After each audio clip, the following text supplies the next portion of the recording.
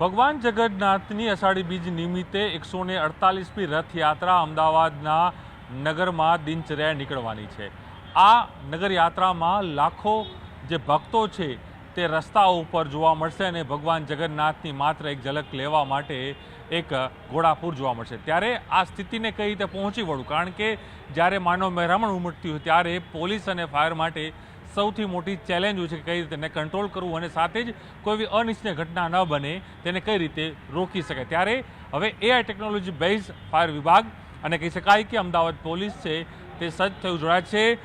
Ahmedabad fire વિભાગ છે તેના ડીએફઓ એસબી જાડેજા સાહેબ, એઆઈ ટેકનોલોજી સમગ્ર વિશ્વ આજે વાપરી પણ અમદાવાદ પ્રથમ હશે કદાચ આ રથયાત્રામાં, જે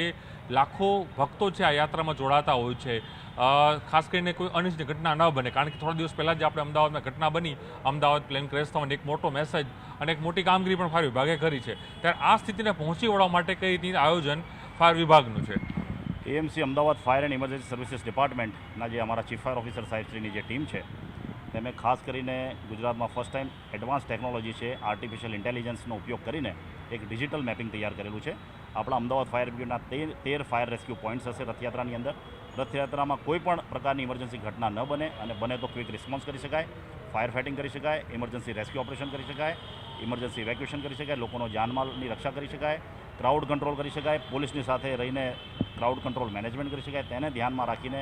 13 જગ્યાએ જે આપણા ફાયર રેસ્ક્યુ પોઈન્ટ્સ છે, ફાયર ફાઇટિંગ વ્હીકલ્સ અને રેસ્ક્યુ ઓપરેશન વ્હીકલ્સ દ્વારા ક્વિક રિસ્પોન્સ કરી શકાશે અને કોઈપણ પ્રકારની ઘટના બને તો તાત્કાલિક લાઈફ સેવિંગ પ્રોપર્ટી કરી શકાય, તે માટેનું એક ડિજિટલ મેપિંગ તૈયાર કરેલું છે।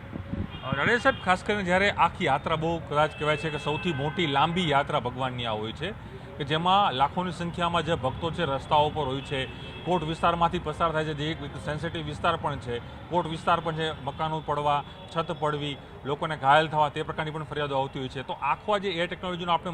ઉપયોગ કરવા જઈ રહ્યા છો, કઈ રીતે આખું એક ઓપરેશન થશે, કારણ કે એમાં પણ લાખોની સંખ્યામાં લોકો હોય છે, કદાચ જવું તે પણ એક મુશ્કેલીનો સમય હોય છે ત્યારે? જી, આર્ટિફિશિયલ ઇન્ટેલિજન્સની જે ટેકનોલોજી છે તે ખૂબ જ એડવાન્સ છે અને ખાસ કરીને એડવાન્સમાં આપણને ખ્યાલ આવે છે કે ભાઈ ડિજિટલ મેપ એટલે રસ્તાઓ કયા છે,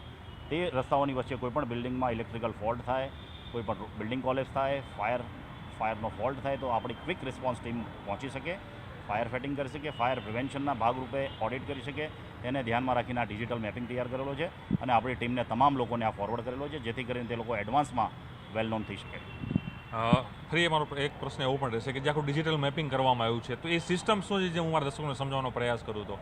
ખાસ કરીને એઆઈ ટેકનોલોજીના જે સાયબર ક્રાઇમે જે એક્સપર્ટ્સની મદદ લીધી છે તે જ એક્સપર્ટ્સની મદદ લઈને અમે લોકોએ અમારા જે 13 પોઈન્ટ છે તેનું એક ડિજિટલ મેપિંગ તૈયાર કરેલું છે કે અમારા ફાયર બ્રિગેડના વ્હીકલ્સ, ઇમરજન્સી રેસ્ક્યુ ઓપરેશનના ઇક્વિપમેન્ટ્સ અને વ્હીકલ્સની ટીમ જે જગ્યાએ રહેશે તેના ડિસ્ટન્સ કેટલું રહેશે, કે જેમ કે અમદાવાદ મ્યુનિસિપલ કોર્પોરેશનથી જગન્નાથ મંદિરનું વચ્ચેનું જે ડિસ્ટન્સ છે તે ડિસ્ટન્સની વચ્ચે કંઈ પણ ઇમરજન્સી રિસ્પોન્સ થઈ શકે તે માટેની આ એક ડિજિટલ મેપ તૈયાર કરેલો છે।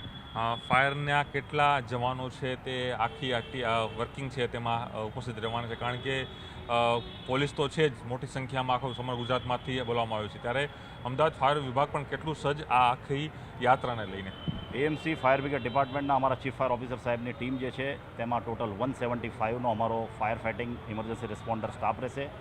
30 પ્રકારના fire fighting emergency rescue operations એમ્બ્યુલન્સના વ્હીકલ્સ રહેશે, તે લોકો 24/7 ખડે પગે રહેશે અને ઇમરજન્સી ઓપરેશનના ઇક્વિપમેન્ટ્સની સાથે તે લોકો એલર્ટ રહેશે। ચોક્કસ આ હતા જે કહે છે કે ફાયર વિભાગના અધિકારીઓ માની રહ્યા છે કે જે આ વખતેની રથયાત્રા છે તે કંઈક અલગ રીતે એટલા માટે છે કે એઆઈ ટેકનોલોજીનો ઉપયોગ કરીને પણ જે કહી શકાય આખું મેપિંગ છે તે કરવામાં આવ્યું છે આખા રૂટનું, અને કોઈ પણ એવી ઇમરજન્સી ઘટના બને તો ફાયર વિભાગ છે અને પોલીસ ત્યાં પહોંચી શકે તે પ્રકારની આખી જે વ્યવસ્થા છે તે કરવામાં આવી છે।